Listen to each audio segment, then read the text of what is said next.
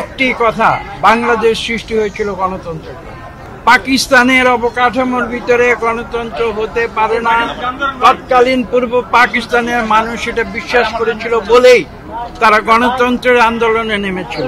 এবং আমরা পরবর্তীতে দেখেছি একটি রাজনৈতিক দল যারা স্বাধীনতার প্রতিভু বলে নিজেদের দাবি করেছিল, অত্যন্ত লজ্জা এবং কলঙ্কের বিষয় যে তারা বাংলাদেশ থেকে স্বাধীনতার মূল আদর্শকে ধ্বংস করে সেটা ছিল গণতন্ত্র।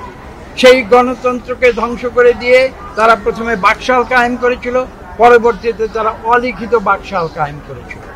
বাংলাদেশের মানুষ কিন্তু সেটা গ্রহণ করেনি, এবং করেনি বলেই 2024 সালের 5ই আগস্ট সেই স্বৈরাচারী সরকারকে এই দেশ থেকে বাংলাদেশের মানুষের ঘৃণার ফলশ্রুতিতে পালিয়ে যেতে পারবে। বান্ডেল থাকলে প্রতি সেনমানিতে টাকা বাঁচবে। বিকাশ সেনমানি বান্ডেল কিনে জিতুন প্রতি লেনদেনে।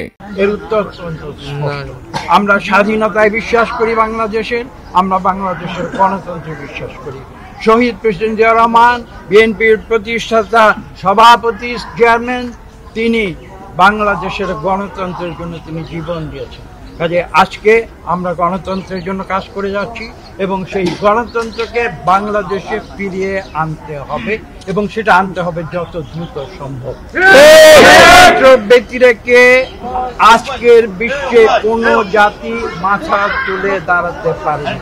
একদলীয় শাসন কথা যতই বলুন না কেন, তারা ক্ষমতা দেখাতে পারে, কিন্তু তারা কোনোদিন মানুষের ভালোবাসা পায় না। এবং সেই কারণেই আমরা বিএনপি, আপনারা জানেন আমরা প্রতিহিংসায় বিশ্বাস করি, আমরা প্রতিহিংসার রাজনীতিতে আমরা বিশ্বাস করি না। এবং সেই কারণেই কিন্তু আমরা বলেছি যে আমরা বাংলাদেশে সকলের স্বাধীনতা চাই, কথা বলার স্বাধীনতা চাই, মিডিয়ার স্বাধীনতা চাই। আজকে আপনারা আমাকে প্রশ্ন করছেন, আমি যদি আজকে আপনাদের পাল্টা প্রশ্ন করি, বিগত 15 বছরে কি আপনাদের কথা বলার স্বাধীনতা ছিল?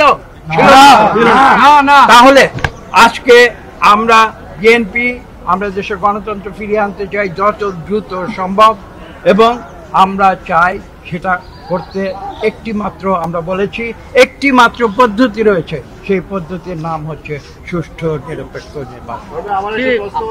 আমরা এই বাংলাদেশের পথে প্রান্তরে তৃণমূলে আমরা ঘুরে বেড়াই।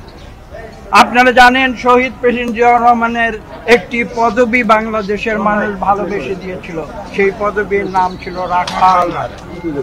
শহীদ প্রেসিডেন্ট জিয়া রহমান বঙ্গভবনে বসে রাজনীতি করেননি, তিনি রাজনীতি করেছিলেন বাংলার পথে প্রান্তরে, মাঠে ঘাটে, ফসলের ক্ষেতে, নদী খাল চষে বেরিয়েছিলেন।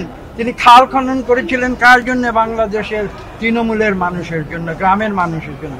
এবং আমি একটু আগে উদাহরণ দিয়ে বলেছি, তিনি বাংলাদেশের এই যে দেশজ শিল্প, এই যে বাউল গান বলুন, পল্লীগীতি বলুন, তাকে রাষ্ট্রীয় পর্যায়ে প্রতিষ্ঠিত করার জন্য তিনি পদক্ষেপ নিয়েছেন।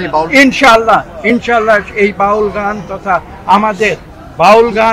আমাদের পল্লীগীতি বলুন, গ্রামীণ সংস্কৃতি বলুন, আমাদের যে বাংলাদেশের যে মূল যে সংস্কৃতি, যেটা আমাদের ফসলের ক্ষেতে, আমাদের নদীতে যেটা গড়ে উঠেছে শত শত বছরের পরিক্রমায়, সেই শিল্পকে আমরা আগামীতে যদি জনগণ আমাদের ভোট দিয়ে এই দেশ পরিচালনার দায়িত্ব দেয়, আমরা এই শিল্পকে শুধু জাতীয় পর্যায়ে নয়, আমরা ইনশাআল্লাহ আন্তর্জাতিক পর্যায়ে সুপ্রতিষ্ঠিত